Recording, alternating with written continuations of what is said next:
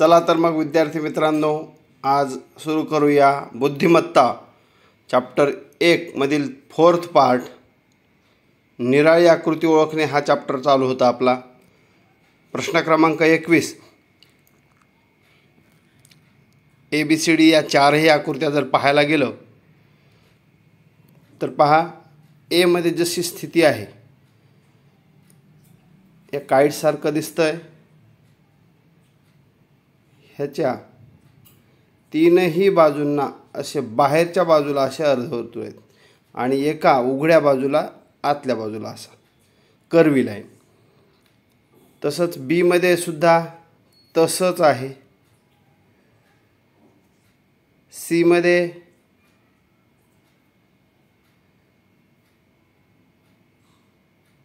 वेगळी आकृती ही. सी मध्ये बाहेरील बाजूला या तीन तर आहेत आणि चौथी सुद्धा कर्वी लाईन बाहेरील बाजूस आहे. डी मध्ये तसं नाही, आपल्या ए बी आणि डी सारखं आहे. आतील बाजू ही शेवटची कर्वी लाईन. म्हणजे पर्याय क्रमांक सी ही निराळी आकृती आहे. तर उत्तर क्रमांक पर्याय क्रमांक सी. चला तर मग पुढील प्रश्न पाहू. प्रश्न क्रमांक 22. काही अंदाज लागतोय का? गेस. ठीक आहे, लागतच असतो.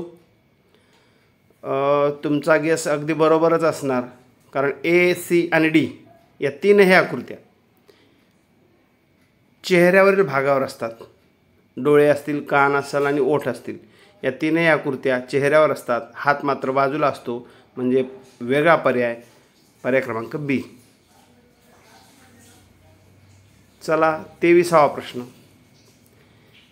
या चारही आकृत्या आहेत, यातल्या सर्व आकृत्या या स्थितीत आणायचा प्रयत्न करायचा. अशा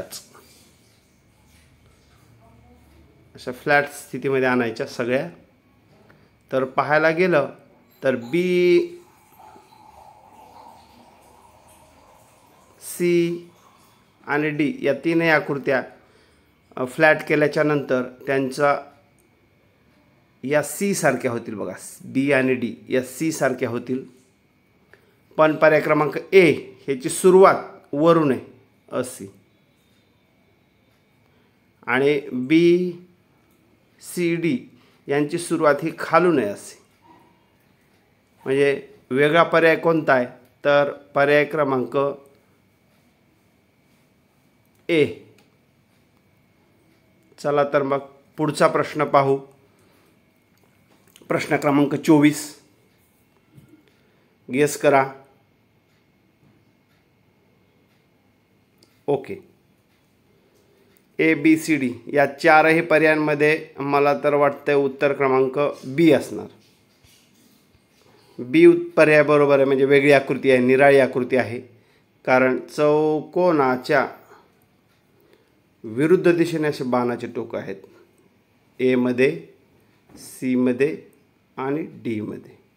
मात्र बी पर्यायामध्ये चौकोनाच्या दिशेने जाणारी बाणाची टोकं आहेत, ॲरोज आहेत. म्हणजे पर्याय क्रमांक बी ही निराळी आकृती आहे. प्रश्न क्रमांक 25 मध्ये ए बी सी डी चारही पर्यायामध्ये बघा, ए बी आणि डी मध्ये, ए बी आणि डी चांगलं निरीक्षण करा. तीनही आकृत्यांमध्ये TIC, CIT, ITC म्हणजे TIC हे अल्फाबेट्स आहेत. तर सी पर्यायामध्ये, पर्याय क्रमांक सी मध्ये हा ई आला, ई म्हणजे वेगळा आहे. बाकीच्या तीन मध्ये पण नाही. म्हणजे पर्याय क्रमांक सी ही निराळी आकृती आहे. चला तर मग 26वा प्रश्न. सी पर्यायामध्ये, फक्त सी पर्यायामध्ये पहा, हे डोळ्यांचे ज्या भुवया आहेत ह्या अशा आहेत आणि यांचे तीन, ए बी आणि डी या तीनही पर्यायांचे कर्व्ज असे उलटे आहेत. म्हणजेच पर्याय क्रमांक सी ही निराळी आकृती असणार.